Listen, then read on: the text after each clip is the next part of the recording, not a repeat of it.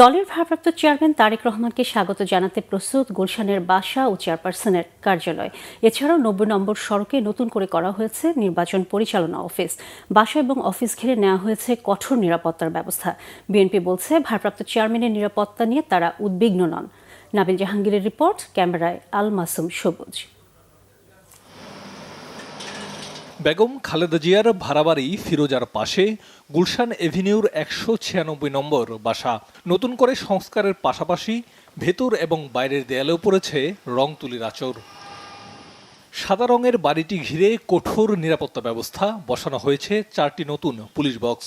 ২৫ December London থেকে স্বদেশ প্রত্যাবর্তনের পর এখানেই বসবাস করবেন বিএনপির ভারপ্রাপ্ত চেয়ারম্যান তারেক রহমান। গুলশানের এই বাড়িটি হতে চলেছে বর্তমান বাংলাদেশের অত্যন্ত গুরুত্বপূর্ণ একজন রাজনীতিবিদ তারেক রহমানের ঠিকানা। ইতিহাসের সাক্ষী হতে চলা এই বাড়িটি হয়ে উঠতে পারে ইতিহাসের অংশও। সংস্কার কাজ প্রায় শেষ পর্যায়ে, এখন শুধু কয়েকদিনের অপেক্ষা। গুলশানের বিএনপির চেয়ারপারসনের অফিসেই বসবেন তারেক রহমান। এখানেও লেগেছে সংস্কারের ছোঁয়া। স্থায়ী কমিটির সদস্য অবসরপ্রাপ্ত মেজর হাফিজ জানালেন, ভারপ্রাপ্ত চেয়ারম্যানের নিরাপত্তায় পর্যাপ্ত প্রস্তুতি আছে বিএনপির। আমাদের অ্যাক্টিং চেয়ারপারসনের নিরাপত্তা দায়িত্ব প্রধানত সরকারের, এবং সরকার ছাড়াও আমাদের নিজস্ব বিশাল কর্মী বাহিনী আছে। বিএনপি দেশের সবচেয়ে জনপ্রিয় রাজনৈতিক দল, কর্মী বান্ধব দল।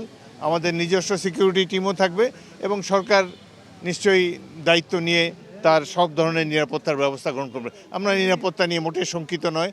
ব্যাপক জনপ্রিয়তা যেসব নেতা থাকে তারা এসব চিন্তা ভাবনা করে না। বিএনপির মতো একটা বড় দলের চেয়ারপারসনের নিরাপত্তা নিয়ে শঙ্কিত হওয়ার মতো কিছু নেই। পাশেই গুলশানের ৯০ নম্বর সড়কের ১০/সি ঠিকানার এই বাসাটি ভাড়া নেওয়া হয়েছে বিএনপির অফিস হিসেবে।